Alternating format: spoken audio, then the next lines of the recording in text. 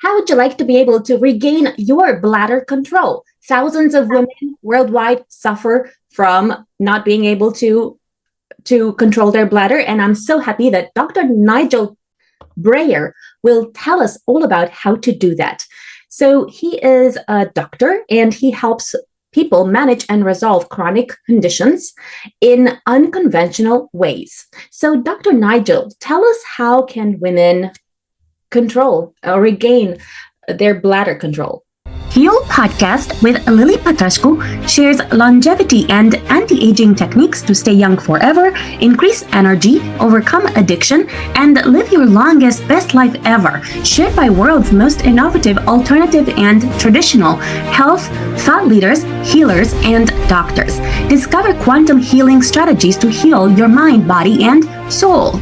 Well, Lily, that's a very broad question, but I appreciate it anyway. Incontinence is a really kind of an epidemic condition that women suffer. The latest statistics tell us that almost 80% of women by the time they hit 50 years old experience it regularly, but it's one of the least addressed conditions out there. And of the conditions being addressed is the treatment options are actually extremely limited. So I think the first thing that women want to start to consider is incontinence, or the inability to control their bladder, is not a normal condition of aging. That's one of the biggest barriers that I've noticed women have to accept, is a lot of folks think, oh, well, this is just part of growing older. It's part of having children. It's part of being an athlete. It's part of fill in the blank. So a lot of ladies justify that issue. And unfortunately, that allows them to just say, I'm okay with it. But it's kind of like being okay with one arm when you know that you could have a replacement to help you function better, right? So I would say the first and foremost is just to accept that it's not normal and there's options. You just have to look outside of the usual box. Thank you. Tell us what causes what causes incontinence, and what are the steps for someone to kind of start recovering? Sure. So there's a lot of different causes. So the first thing that most doctors will always look at, like a gynecologist or a physical therapist, is they'll say that it's a problem with the pelvic floor, it's a problem with the bladder itself, it's weakness in the muscles around that area. Now, although those can be factors, they're actually not the complete picture. They're only about a third of the portion of that. So the biggest issue comes from, as I call it, the triune, is some physical stressors, there's nutritional, chemical, hormonal stressors, and there's mental and emotional stressors. So the big, fix for that is to being aware that it's not just one thing. Because you had babies, therefore you're going to have incontinence, and the tissue's not as elastic as it once was, you're going to have incontinence. Those are just outright wrong. So they can be a component, but they're not the whole picture. And that, in my opinion and experience, that's why most people don't get the help that they need, is because they're looking at it as one thing. My doctor says everything down there is fine. I shouldn't have incontinence, but yet I do. Therefore, I'm going to wear pads. And obviously, that doesn't fix anything. That just makes it easy for people to justify. Thank you. So what can women do about regaining bladder control? So super easy. First step is to acknowledge that there's something they can do. Then the second thing I have people do is start paying attention to the food that they eat. Now, people ask, well, what does food have to do with my bladder? And it's actually pretty simple, is everything in our life affects everything in our body. And the simplest thing that we can all start to address is looking in what crosses our lips in the form of writing it down. So I call it the food mood journal. Just write down everything that you eat and drink. And then I have people track how many episodes of leakage they have per day. So that's the second thing. And then the third thing is rate each day on your mood, meaning 10 is the most amazing day you've ever had in your life. 0 is the worst day you've had in your life, and just pick a number and start paying attention to what you eat, how many times a day you have leakage episodes, and what your general mood is. And at the end of the week, add it all up, what your mood was like, add out the number of incontinence episodes, and then look at your diet. And so simply looking at your diet is going to start to make some correlations. So for example, is our body's made up of protein, it's made up of fat, and it's made up of vitamins and minerals and nutrients, right? So a lot of the foods that we put into our body on a regular basis are constantly breaking down and taking resources away from ourselves. So this could go just as much of a conversation on how do I help irritable bowel syndrome or how do I help brain fog? Well, if we pay attention to how our body responds to foods, that's going to affect how our physiology works. And that, of course, will be the first easy step to say, hey, when I eat these foods, or if I'm extra anxious, I have less bladder control. Well, that's a pretty simple first step to say, hey, how do I start making some small dietary changes to reduce my bladder leakage? Or how do I manage my stress and anxiety a little bit better? So those are first steps. Now, they're not the answers. The answers are a little bit deeper and take more steps, but that's the very first step that someone can do right now to make some simple first steps to progress. Thank you. How do I differentiate from a regular amount of wetness and actually incontinence? So I developed a system called the Ironclad Bladder System, and the whole thing starts with doing an assessment that a person does at home, and it helps us determine the two types of incontinence. There's stress-based incontinence, which is one form, and there's urge-based incontinence, which is another. And both of them have to do with the nerves and also with the physiology. So no leakage is normal, pure and simple. So your body, when it's functioning properly, has the capacity to hold its urine at any time. So now, that being said, it's what we're doing on a regular basis or over a lifetime that's going to influence that function.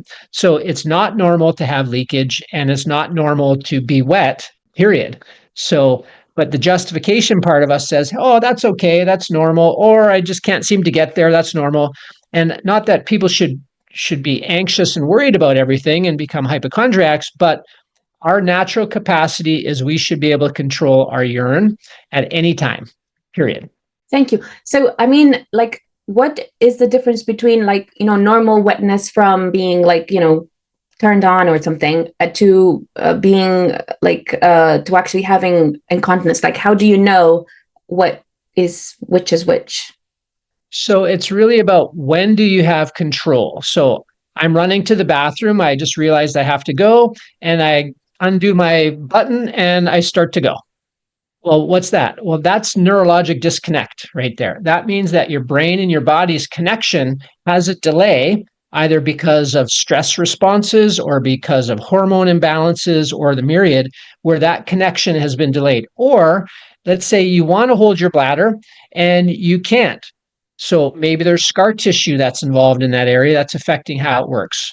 Or maybe you get anxious. And just like when a person gets anxious and they get kind of sweaty, well, that's a autonomic response of the nervous system. So these are all imbalances that are affecting how the organ system works. And that tells us that there's some form of what's called dysfunction, where your body can't manage all these variables, so something has to give. So the solution then becomes is how do you start to manage those variables? And that's where, of course, what I've done for years, and that's what I want to do with patients, is give them some simple tips at home that they can start to take the first steps. And then as they gain some momentum, then they can make some changes and look into other steps. Thank you. Tell us what other steps there are part of your blueprint for someone to regain bladder control. Sure. So very simply, there's three main causes of stress. And now these things not only affect our bladder, but they also affect our health in general, our heart, our blood vessels, our digestion, etc. So what I've done with my Ironclad Bladder System is I've taken the last 28 years of managing this condition for patients. And what we've done is we've broken down three key barriers. There's three barriers why people, in my experience, don't get the help that they need. First is they're embarrassed to have the conversation. So obviously, you and I are talking just in a formal conversation or normal conversation, but a lot of people have a lot of emotional baggage attached to the inability to hold their bladder. So uncomfortable conversations prevent them. The second thing is it takes a lot of time to see a doctor, to go through treatments. Maybe surgical treatment is something that the doctor recommends, or medication. So it takes a lot of time and it takes a lot of money. So what I've done is I've created a system that gets rid of the embarrassment, gets rid of the time constraints, and gets rid of the money constraint. Now, how do we address those three components of stress? There's mental, emotional stress, nutritional, chemical, hormonal stress, and there's physical and neurologic stress. So what I've done is developed a program where we're retraining what's called neurosomatic retraining, where we're training the brain and the body connection to allow those nerve fibers to start to become more efficient again. So the example that I talked about earlier about getting halfway to the bathroom and starting to leak, well, that's neurological disconnect, which means that the neural pathways are being interrupted because of some effect that's preventing that transmission. So part of our program is to rebalance and build those neural connections. The next thing is think of our body like a culmination of all the events that we've ever experienced. Okay. So think of it like a lens that's being clouded by all the things. Some things make it clear, some things make it more clouded, and our body is taking in all the input and then we're responding to it. Well, what we do is we use certain acupuncture techniques to help reset. So I think of it like a computer with too many windows open. It just doesn't work very well. So what you do sometimes is you just say, hey, I'm just going to reboot the whole system and see what happens.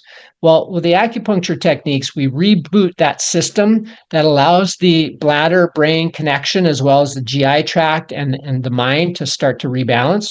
And then we also work on restoring the pelvic bowl. So if we think of the pelvis as what's called the perineum, which is the tissue that lines the bottom, and then we've got the bladder, and then we have the valves called the sphincters, all of those things need to function properly. So we've developed a technique called the Squiggle. It helps us not only stretch through the perineum to break up scar tissue, to reduce tension like a person would do in pelvic floor therapy, but we also introduce certain techniques to help strengthen. So you're simultaneously stretching and moving, and you're also strengthening at the same time. So we put those three factors together: neurosomatic retraining, acupuncture reset, and Squiggle retraining for the pelvis. And we've had this amazing outcome with resolving incontinence in women, which is pretty exciting. Thank you. When I was really young, I think about 10 years old, I was still peeing every night. And I remember that I used to dream that I'm on the toilet. And then you just go, right? Yeah. But the reality was that I was actually living with my grandmother, and she was beating me every day. So I was really afraid of her. And I think, and I had to sleep with her as well, which was like very scary. So, and she would make me like rub her feet every night, as a way to relax her. And like the whole experience was very traumatic. And that was the reason why I was peeing myself every night. And luckily, it stopped at 10 years old. But for people whose, let's say, incontinence is caused by anxiety or fear of some sort, what would they do? So that's a great question. And Lily, that reminds me, I treat a lot of children with chronic bedwetting, and that's one of the primary causes is stress and anxiety. Now, that also applies to adults. So in a child, again, there's not a lot of physical issues. They're usually mental and emotional based issues, but we're all multifaceted. And so when it comes to stress-induced or fear-induced, let's go back to that baggage lens that we've accumulated over our lifetime. So I obviously can't put a number of the degree to this, but that event when you're a young child still has some influence on your function today. Now, how much or how little, I have no idea, but we're all, that's just an example, is we're all culminations of all these things, and they're going to affect how our body functions. So that's where the big key of what's called neurosomatic retraining comes into play, is when our body's in what's called a sympathetic state. So that would have been you when you were 10 years old. You're under fear. When we're in fear, our body's in a fight or flight mode. That means we're doing things to protect ourselves, and that changes how we metabolize our food. It changes our blood sugar. It changes our hormone levels. And that fear affects how all the other tissues work. Now, in your case, that situation changed, the fear subsided to some degree or whatnot, and then, of course, that problem resolved. But imagine folks who have these things that go on for their lifetime. So, and that's why this program is important, is because we have to address rebalancing our neural pathways, because when we're in a fight or flight state, our body can't heal. If you think, and this is a hypothetical, But the fight or flight state is there to protect us from dying. So imagine a lion's going to come and eat one of us right now. We either have to run or we have to fight, but either way, we're going to die if we don't do something, right? That's the way our body responds to stress. And it could be perceived stress or it could be worry stress. It doesn't really matter. So it goes into the I need to protect myself from dying mode, and bladder control is not high on the list when I'm going to die.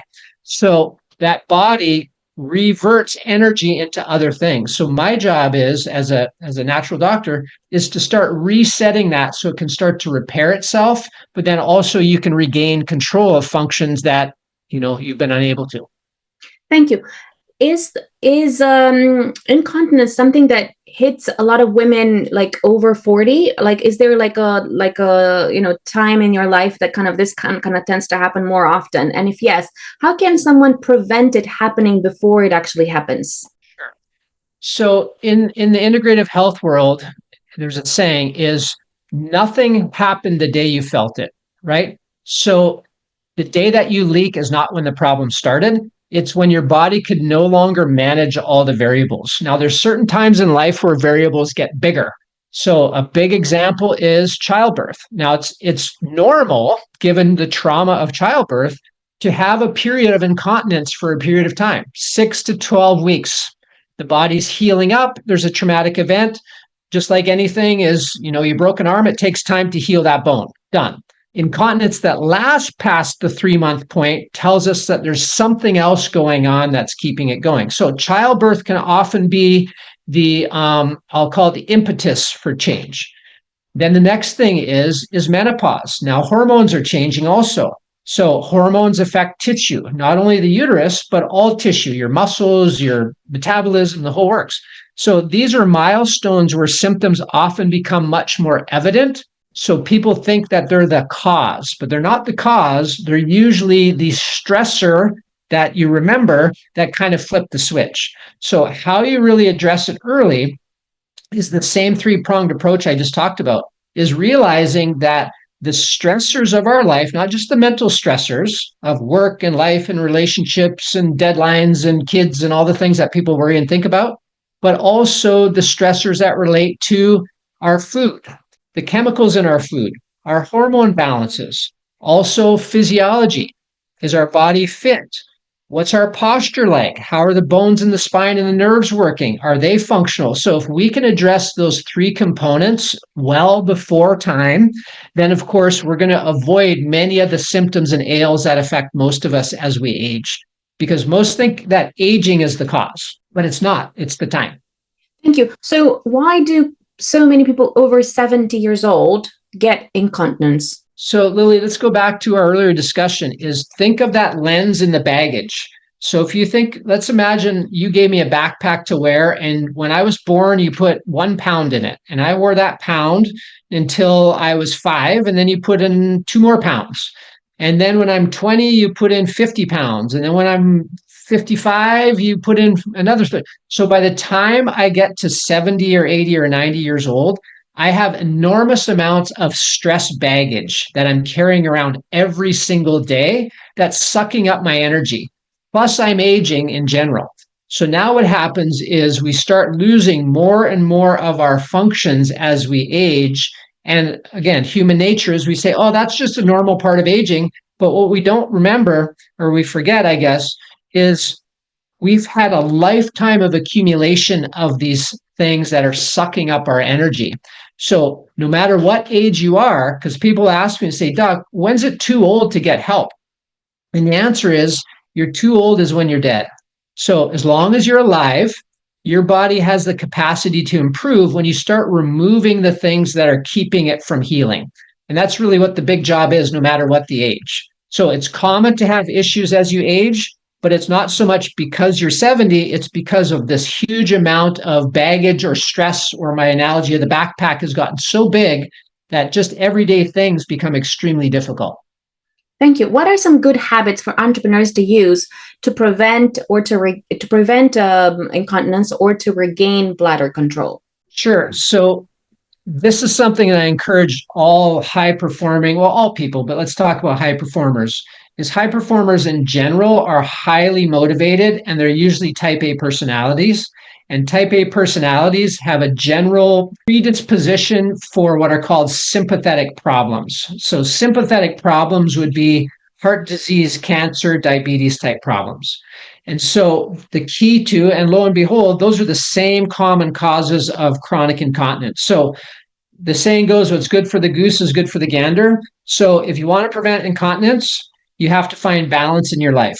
So you have to look at saying, okay, how do I healthily manage my mental stress? How do I healthily manage the foods that go into my body on a regular basis? How do I manage my physical stressors and strains well before conditions happen? So remember, symptoms are an outcome of a problem. They started many miles before the problem. So if you're a proactive entrepreneurs out there says, how do I keep myself healthy? How do I prevent incontinence? How do I prevent chronic disease? Start implementing those 3 factors early before symptoms and conditions appear, because once they're there, then we're in crisis mode. So if you think of it like a business, it's like the building's burning and I got to put it out. Well, that's all you think about. But if you say, hey, I can put a water sprinkler system in my new building, that's going to prevent this. Or if I keep people from burning candles on their desk, that's probably going to help too. So you're going to be proactive versus reactive, because once you're reactive with your health, your choices get much smaller. But my experience, then people make choices that aren't best for them in the long run, but put out the temporary fire. Thank you. What's the best way for people to connect with you, find out more about how to regain their bladder control? Sure. Just go to my website, Dr. Dr. Nigel, Nigel, Brayer, Brayer.com. And there we talk a lot about health. We talk about integrative and functional medicine, bladder health, family health. There's a lot of great resources on there. We'd love to connect with you. Follow me for more interviews with world's most innovative health change makers to live your healthiest life ever.